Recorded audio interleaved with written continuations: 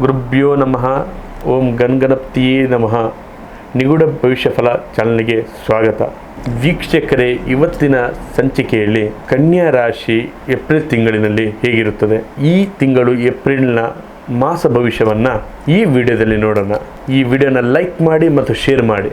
ನಿಮ್ಮ ರಾಶಿಯ ಬುಧನ ಸಂಚಾರದಿಂದ, ನಿಮ್ಮ ರಾಶಿಯ ಅಧಿಪತಿಯಿಂದ ಬುಧನ ಸಂಚಾರದಿಂದ ಹಳೆಯ ಹೂಡಿಕೆಯಿಂದ ನಿಮಗೆ ಲಾಭ ಬರಬಹುದು.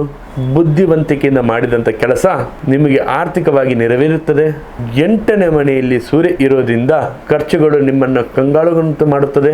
ವಿಶೇಷವಾಗಿ ರಿಪೇರಿ ಖರ್ಚುಗಳು ಜಾಸ್ತಿ ಆಗುತ್ತದೆ.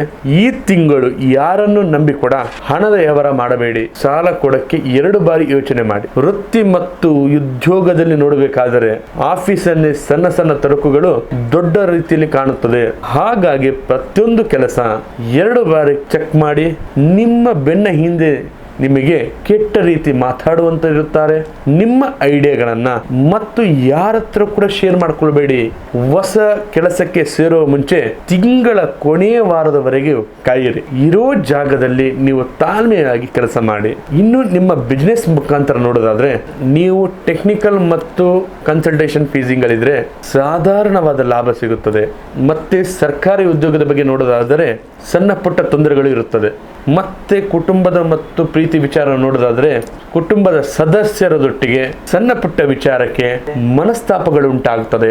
ನಿಮ್ಮ ತೀಕ್ಷ್ಣವಾದಂತ ಮಾತುಗಳಿಂದ ಬೇರೆಯವರಿಗೆ ನೋವಾಗಂತೆ ನೋಡ್ಕೊಳ್ಳಿ. ಇನ್ನು ಪ್ರೇಮಿಗಳಿಗೆ ನಿಮ್ಮ ಪಾರ್ಟ್ನರ್ನ ಅನುಮಾನ ಪಡೋದು ಬಿಟ್ಟು ಬಿಡಿ.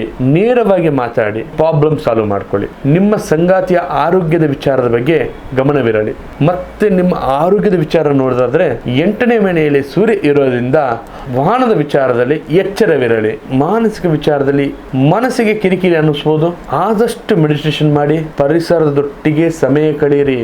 ನೀವು ಪ್ರತಿ ಬುಧವಾರ ಗಣಪತಿ ದೇವರನ್ನು ಪೂಜೆ ಮಾಡಿಸಿ, ಗೋಮಾತೆಗೆ ಹಸಿರು ಹುಲ್ಲನ್ನು ತಿಳಿಸಿ, ಪ್ರತಿದಿನ ಓಂ ಬುಧಾಯ ನಮಃ ಎಂದು ಪಠನೆ ಮಾಡಿ.